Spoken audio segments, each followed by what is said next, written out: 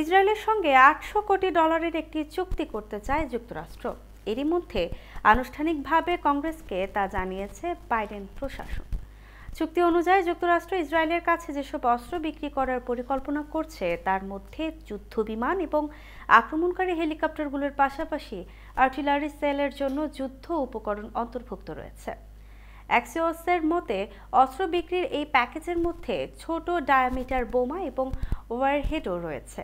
তবে ইসরায়েলের কাছে এসব অস্ত্র বিক্রি করতে হলে আগে বাইডেন প্রশাসনকে এই চুক্তিটি কংগ্রেসের উভয় কক্ষে অনুমোদন পেতে হবে। সূত্রগুলো অ্যাক্সিওসকে আরও বলেছে, ধাপে ধাপে ইসরায়েলে অস্ত্র সরবরাহ করবে যুক্তরাষ্ট্র।